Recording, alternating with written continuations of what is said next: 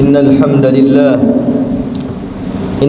لله نحمده ونستعينه ونستغفره ونعوذ بالله من شرور أنفسنا ومن سيئات أعمالنا من يهده الله فلا مضل له ومن يضلله فلا هادي له أشهد أن لا إله إلا الله وحده لا شريك له وأشهد أن سيدنا ونبينا ومولانا محمدا عبده ورسوله لا نبي ولا رسول بعده اللهم فصل وسلم وبارك على سيدنا محمد وعلى آله وأصحابه ومن تبعهم بإحسان إلى يوم الدين. عباد الله أوصيكم وإياي بتقوى الله فقد فاز المتقون فقد قال تعالى في كتابه الكريم وهو أصدق القائلين يا أيها الذين آمنوا اتقوا الله حق تقاته ولا تموتن إلا وأنتم مسلمون.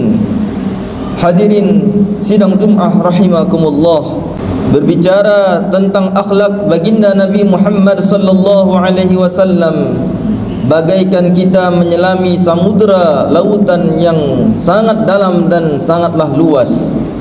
Bahkan dikatakan seandainya seluruh pepohonan dijadikan batang pena, dedaunannya dijadikan kertas, dan seluruh samudera lautan airnya dijadikan tintanya untuk menuliskan betapa tinggi akhlak budi pekerti dari baginda Nabi Muhammad sallallahu alaihi wasallam, pepohonan akan habis, daun-daunan akan habis, dan lautan pun akan kering, tidak akan habis mencatat akhlak mulia baginda Nabi Muhammad sallallahu alaihi wasallam.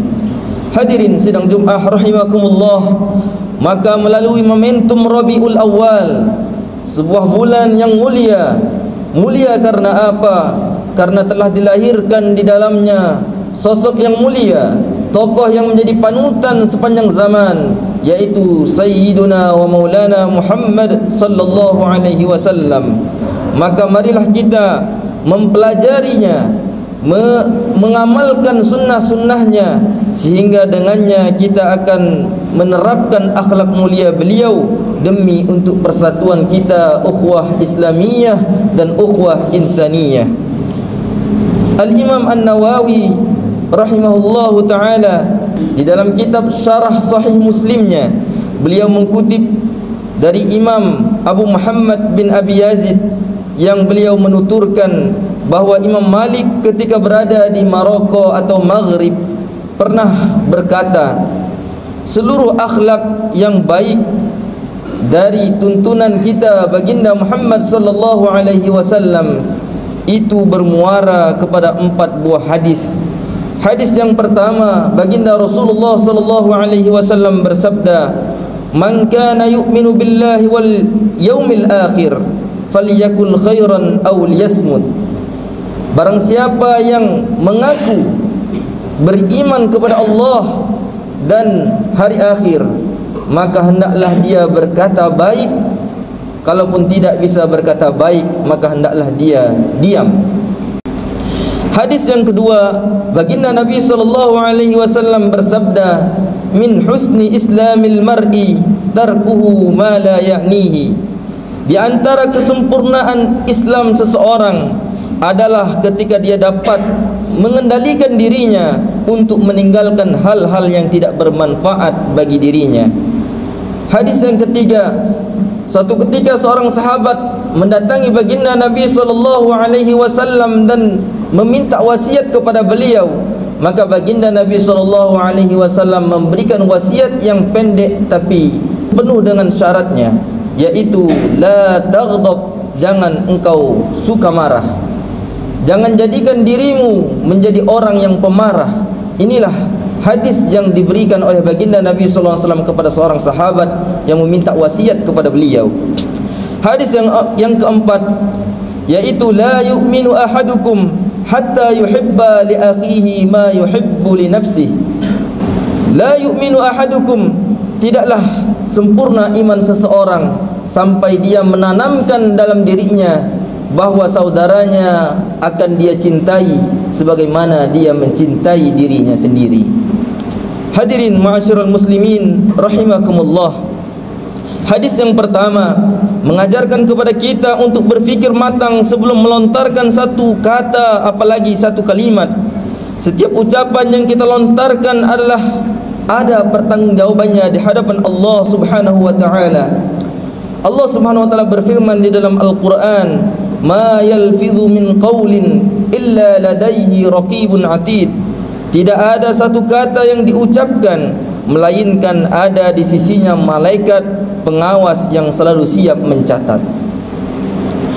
Lewat hadis ini pula Rasulullah sallallahu alaihi wasallam mengajarkan akhlak, bahawa sebagai orang Islam hendaklah kita selalu berbicara dalam urusan yang bermanfaat untuk urusan dunia ataupun urusan akhirat kita.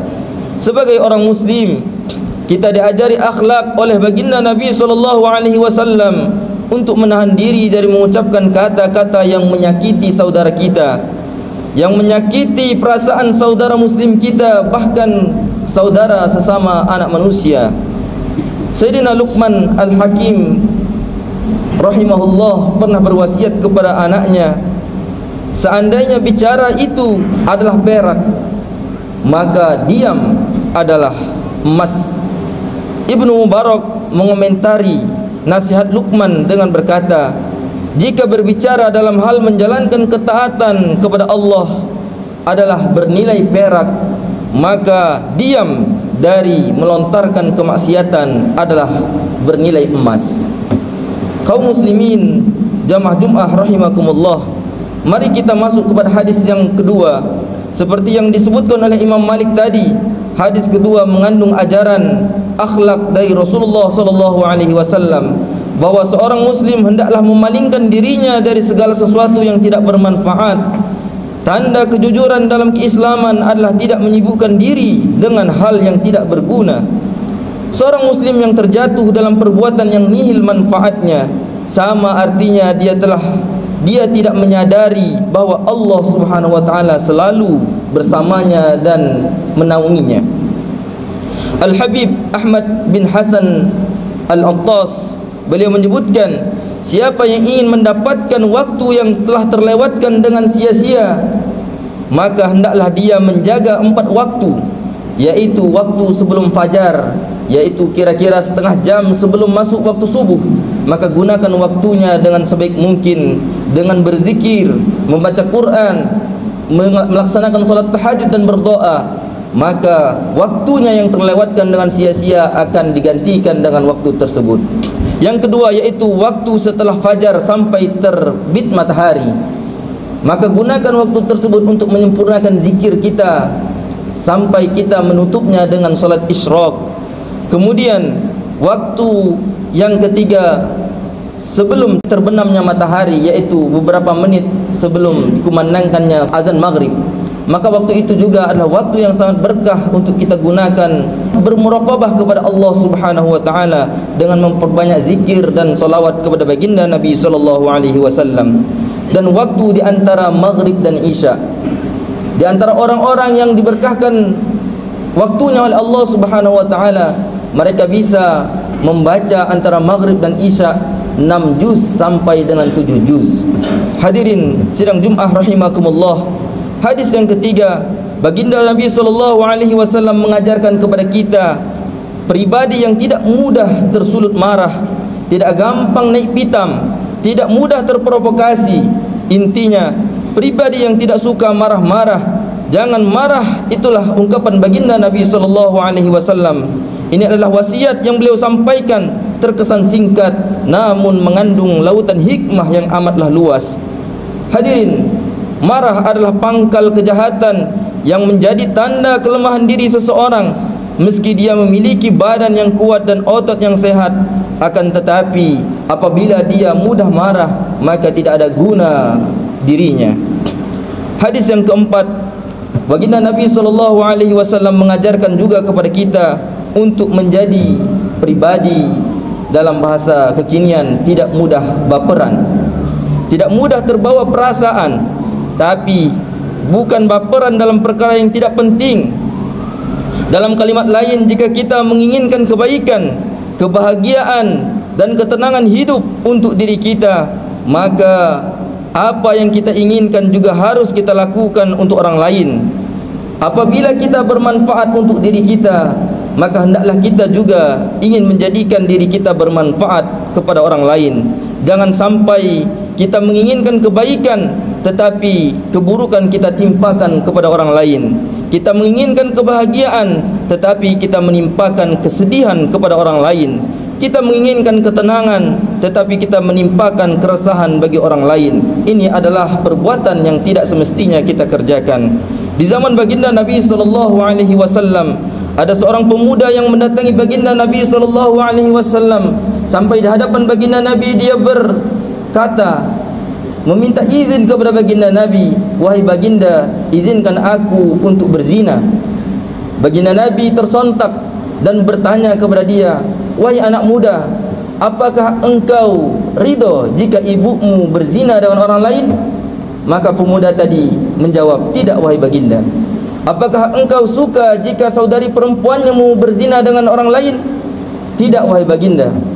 "Apakah engkau rela jika bibimu berzina dengan orang lain?" "Tidak juga wahai baginda."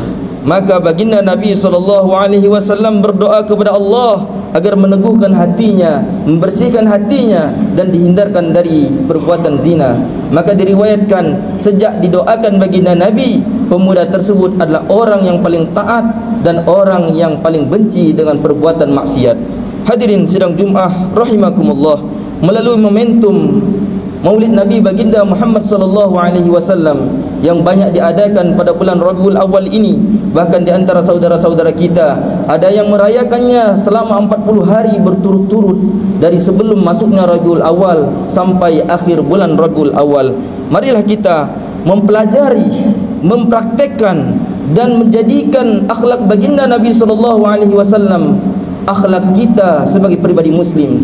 Apabila akhlak baginda Nabi SAW telah tertanam pada diri kita masing-masing, maka tidak ada namanya percekcokan, permusuhan dan saling merendahkan di antara kita. Karena konsekuensi terburuk daripada percekcokan, perselisihan antar umat adalah apabila seseorang sudah merendahkan orang lain, sudah menghina orang lain, merendahkan ormas yang lain, merendahkan organisasi orang dan merendahkan kelompok orang lain, maka baginda Nabi SAW bersabda, "Iza tasabat ummati saqatat min ainillah." Apabila umatku telah saling menghina, saling merendahkan, maka gugurlah mereka, jatuhlah mereka dari rahmat Allah Subhanahu wa taala.